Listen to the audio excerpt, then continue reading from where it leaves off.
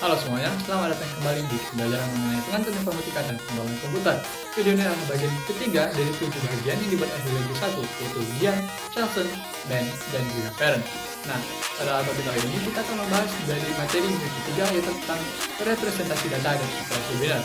Topik ini sangat penting kita dalami karena di dalam komputer semua data direpresentasikan dalam bentuk biner, yang menjadi dasar dari segala operasi yang dilakukan oleh perangkat digital. Tanpa berlama-lama lagi, mari kita mulai.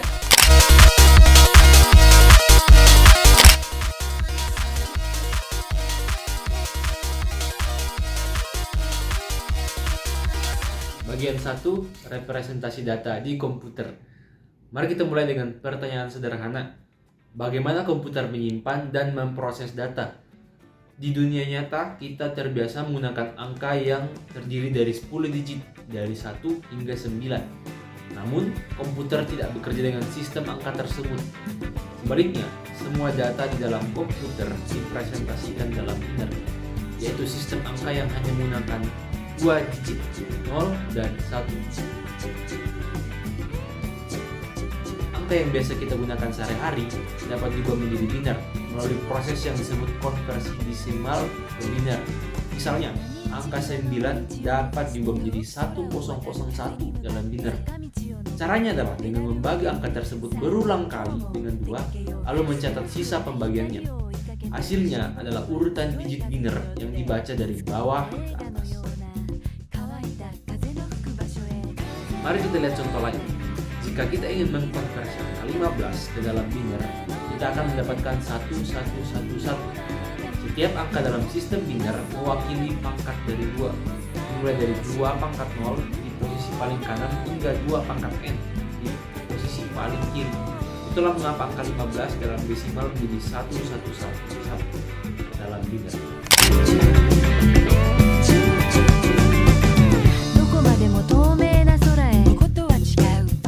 Selanjutnya, mari kita pelajari bagaimana operasi aritmatika dalam biner dilakukan.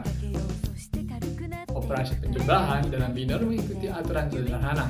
0 tambah 0 sama dengan 0, 1 tambah 0 sama dengan 1, dan 1 ditambah 1 sama dengan 10. Di mana kita membawa 1 ke digit berikutnya, seperti dalam penjumlahan desimal. Sebagai contoh, jika kita menjumlahkan dua angka biner, 1101 dan 1011, kita mulai dari digit paling kanan. 1 tambah 1 menghasilkan 10, jadi kita bawa 1 ke digit berikutnya, kita terus lakukan ini hingga selesai, dan hasil akhirnya adalah 11000. Nah, seperti yang kita bisa lihat, prinsip dasar penjumlahan ini sangat mirip dengan penjumlahan yang kita lakukan dalam sistem desimal. Pengurangan dalam biner juga mengikuti aturan yang mirip dengan sistem desimal. Misalnya kita mengurangi 1101 dengan 1010, kita meminjam dari digit sebelahnya jika dibutuhkan. Seperti yang kita lakukan dalam pengurangan desimal, hasilnya adalah 0011.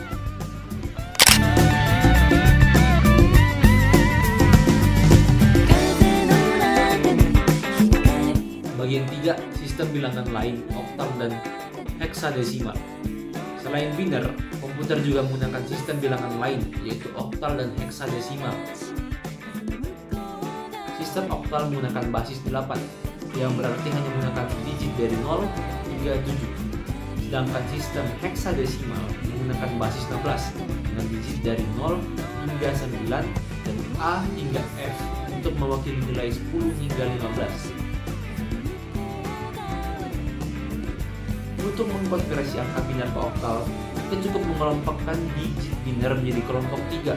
Sebagai contoh, angka biner 110110 dapat dikelompokkan menjadi 110 dan 110, yang kemudian dikonversi menjadi 6 dan 6, sehingga hasilnya adalah 66 dalam sistem oktal.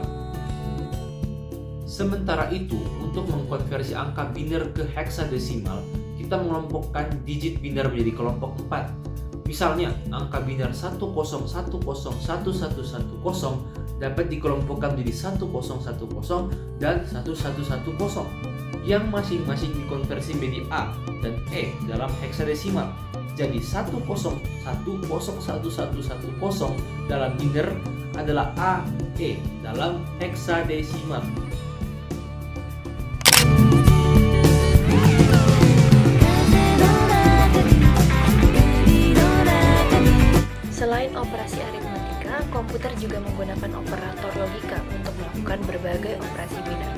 Operator logika yang paling umum adalah AND, OR, and NOT.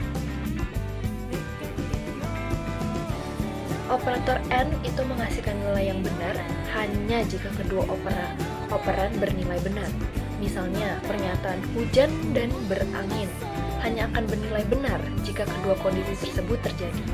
Operator OR menghasilkan nilai benar jika salah satu atau kedua operan bernilai benar.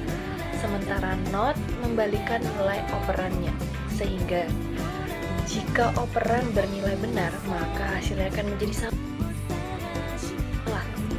Dalam dunia pemrograman, operator logika ini sering digunakan untuk pengambilan keputusan. Misalnya ketika kamu login ke sebuah sistem, kamu harus memasukkan username dan password yang benar.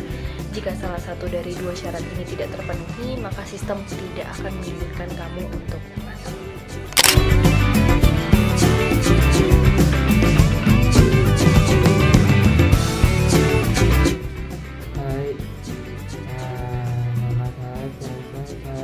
Menjelaskan metode kita tadi yang terima aplikasi representasi data dalam kehidupan sehari-hari.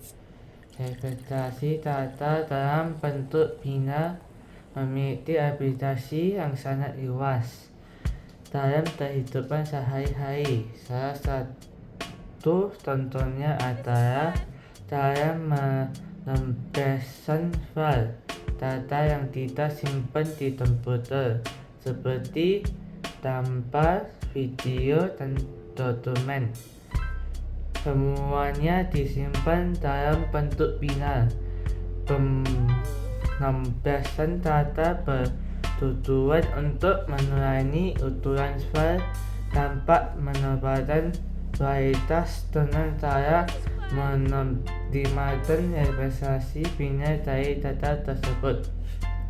Ekskripsi data tidak menggunakan representasi bina untuk menjaga keamanan informasi. Kita tidak mengirim data sensitif seperti data santi atau informasi data kredit. Data tersebut diubah menjadi bentuk bina yang tidak dapat dibaca oleh pihak yang berwenang. Selain itu, dalam streaming video, data yang tidak tentang sebenarnya adalah area bit bina yang diubah menjadi gambar dan suara tiada. Itulah penjelasan dari materi minggu 3 tentang representasi data dan konstruksi bina. Semoga kalian sekarang memiliki pemahaman yang lebih baik tentang bagaimana komputer mempresentasikan dan mengekspos data. Terima kasih sudah menonton dan jangan lupa untuk mengikuti video berikutnya. Sampai jumpa.